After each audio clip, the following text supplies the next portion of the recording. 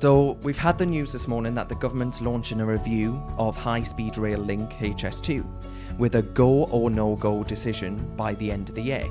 And that's the Transport Secretary announcing that. And when asked about the money already spent on the project, Mr. Grant Shapps said, just because you've spent a lot of money on something doesn't mean you should plough more and more money into it, regardless of the facts. And he said ministers were asking the reviewers to just give them the facts. But do we already know enough? Because HS2 is undeniably expensive. You've got 80 to 100 billion, I think was the latest estimate, to build a lot of untested tech on a small, densely populated island. And few railway experts actually think that it can be delivered on time and on budget.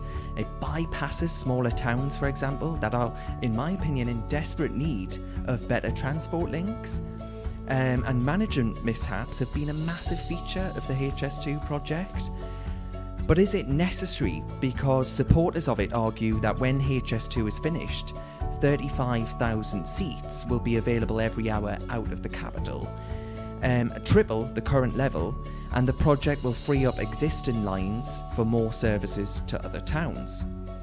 I'm Darren Grimes, and joining me to discuss this is the IEA's Head of Transport and my favourite Yorkshireman, Richard Wellens. Thank you very much for joining me today, Richard. Thank you, Darren. Now, Richard, you've been making the case against HS2 for years. And you've argued that leaks that have happened to come out in the past have made absolutely clear that the project is at risk of becoming one of the worst government disasters in history. And now, is it too late, basically, to scrap the project, given the billions that have already been spent and the jobs that have been created from it? Well, not at all. I mean, as the Transport Secretary said, just because you've spent a few billion on HS2 doesn't mean to say that spending another, say, 80, 90 or 100 billion wouldn't be a complete waste of money. And of course, there's the opportunity cost issue. Is that the best way to spend that additional 80 or 90 billion? Almost certainly not. There are far better schemes that would deliver far better value for money. I was reading about the Concorde fallacy, and the fact that the evidence had suggested before Concorde even had its first commercial flight that it would just be massively expensive and wasteful, and politicians' egos decided to push ahead with it and go ahead with the project anyway, and obviously it ended up collapsing under it just wasn't commercially viable. Yeah. Do you see a similar future with HS2? Exactly. It's a classic example of one of these big government project disasters. So we've seen not just Concorde, also the Millennium Dome, the nuclear power program that really costs taxpayers and bill payers tens of billions of pounds, massive waste of resources. We see this happening time and time again. And one of the reasons, of course, with these Vanti projects is that the ministers that initially give the project the go-ahead, they're long gone when the problems start to emerge, probably 10, 15 years later. Mm-hmm. And then they also, supporters of the project, argue that when construction hits its stride, 30,000 people will be employed, and that's up and down the country. Do you not think it's worth it for that? Well, that's another fallacy, because, of course, if the money was spent on other things, that would also employ people. So actually, because it's such a capital-intensive project, it's actually a pretty inefficient way to create jobs. There are far better ways of employing people than on something that's basically a waste of money. Mm-hmm. And you've done a lot of work on HS2 over many years. I want to know, for our listeners, when did you start this work, and why are you so passionate about it, and what have you actually produced over the years? Yeah, so our first major report was in 2011, and we identified several flaws in the business case for HS2, which were subsequently vindicated. And one of those, of course, was the idea that business travellers couldn't work on the train, which, of course, was complete nonsense in the era of broadband internet and laptops and so on. And many people subsequently, of course, pointed out that often people get more work done on the train than they do in the office, where they're constantly being disturbed by other staff members. So eventually the Department for Transport came round to this idea and did factor this in. But it just showed, this sort of cavalier attitude to spending this amount of taxpayers' money without even getting these basics right. And what else? What else have you done? Then in 2013, we looked at why HS2 was actually happening. We looked at the political economy of the project and how special interests were driving it forward.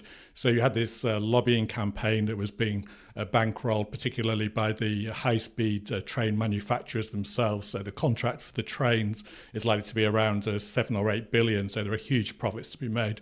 And of course, the northern councils as well, they were sort of a bit later in the game, but they obviously they see HS2 as a way of getting their own vanity projects funded from central government. So things like tram schemes to link to the HS2 stations, and also the regeneration around those stations. Because that is, again, supporters of HS2 do argue that it has support from these councils, and therefore, it's popular with local people.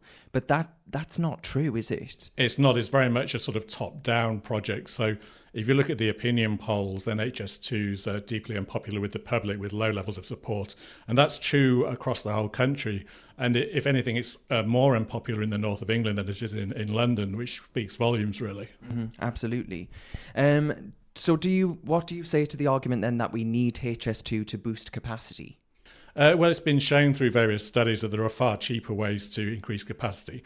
Firstly, if you wanted to increase capacity on the rail network, then the worst overcrowding isn't actually on the route out of Euston. That's one of the least overcrowded routes out of London, so it doesn't make sense from a purely logical point of view. But if you are concerned particularly about the West Coast Main Line, then there are much cheaper ways of increasing capacity on it. And the studies that have investigated that have shown that an alternative project would have roughly 3 times better value for money than HS2. So things like longer trains, more sophisticated signalling, remodelling the junctions and so on. And if necessary, obviously, the obvious thing for a free market perspective is to start having more flexible pricing and cut some of the subsidies that are bankrolling the rail network.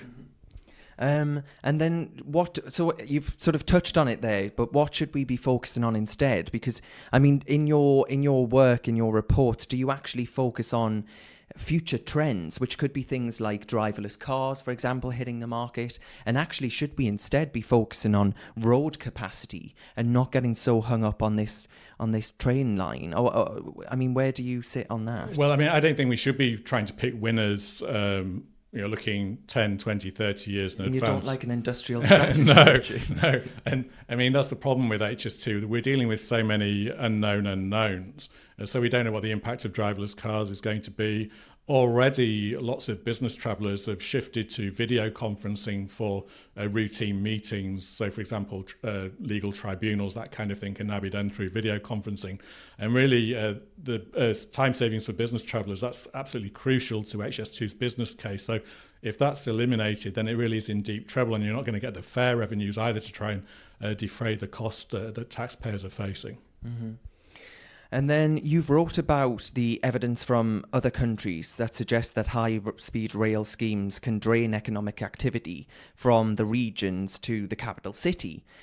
And surely a lot of arguments in favour of HS2 say that connecting the rest of these places to London should be the priority to boost the economic well-being, I guess, of people that live in those areas. But actually, shouldn't we be focusing instead on connecting areas in the north instead of trying to drive people to London? Well, yeah, there is evidence in other countries that high-speed rail has tended to concentrate economic activity in the capital. And we also have other examples. For example, Doncaster, which is only 90 minutes by rail along the East Coast Main Line from London, and it's had a fast rail link for decades now. And yet it's still one of the poorest urban areas in the whole of the UK. Mm-hmm. So simply having good transport links often isn't enough to regenerate areas. You often end up just wasting the money. As you said, if you do want to have these wider economic benefits, then smaller scale local transport's far better, because it's all about deepening the labour markets. So let's be honest, it's still going to be, for your average person, they're not going to want to commute to London from Manchester on HS2 when the door-to-door travel time is going to be at least 2 hours in reality. So if you can deepen labour markets by improving local transport, then that makes a lot more sense. Absolutely. And those billions, you say, must be redirected to investments with higher returns, such as building bypasses around bottlenecks on the road network, And you say HS2 will absorb a large chunk of transport investment for over many years. Yeah. And misallocating resources on a vast scale, because it's all being poured into this HS2 bottomless pit. I mean, obviously, in an ideal world, we wouldn't even be discussing this, because the private investors would be determining which roads and Isn't railways. Isn't that telling in itself that there isn't much private investment in HS2? Well, exactly. It does speak to the relatively poor value for money compared to, say, Heathrow expansion, which will be largely privately funded. But nonetheless, if we're putting our sort of Soviet central planner's hat on, then obviously it makes sense to, given scarce resources, to give government funding to those transport schemes that are good value for money and to reject those that are poor value for money. But what we actually saw a few years ago was that George Osborne was shelving or cancelling high-value road schemes, but going ahead with HS2 Phase 1, which is very poor value for money. So just the economic logic wasn't there, and even a Soviet planner would have understood that. So it's entirely political then, isn't it? They just don't want to... The person that pulls the plug and ends up being the one who their opponents could argue have wasted billions of pounds on a project that was already started and not saw it through, when actually we would argue that HS2 is an expensive, to me, what I find really objectionable about it is that it's basically going to be a rich man's toy that many people will just not be able to afford to use. And I find that pretty objectionable, especially when the idea is boosting capacity. If there's a market demand for that, fine, but the lack of private investment suggests that there won't be much of a demand for it. Well, I mean, there can be wider benefits that can't be factored into a commercial decision, but nonetheless it is indicative. But as you say, this is the problem with rail subsidies more generally. So the typical rail passenger has a much higher income than average. I mean, obviously the London stockbroker belt is the core market, for example, but this is also drawn into city routes as well. And also, when you talk about business travellers, an important point is that a lot of these people going up and down to Manchester and Liverpool and so on are going to be public sector bureaucrats, people working for the BBC, HMRC or whatever. And given, unfortunately, the structure of the economies up there. So I'm not sure that these time savings really mean that much for business travellers that aren't really business travellers. Well, exactly. I don't know how any politician actually can argue that they're focusing entirely on the northern powerhouse while spending so much money on this rail that seems to just benefit London. I don't understand the rationale behind that, but I'm getting on my social justice warrior soapbox a little bit here. Well, what I would say is that the congestion problems on the transport network are far more extreme in London and the South East. So the worst congestion problems on the railway generally are in London and the South East. Okay, there are certain train services in the North West that have problems because they're just using those two car sets, which is probably daft. But nonetheless, in terms of the sheer number of passengers experiencing overcrowding, the main problem is in London. And it's obviously true on the road network as well. So then what would you, if, let's say that the Transport Secretary gets you in, he says, Richard, come on, I want you to sort this out.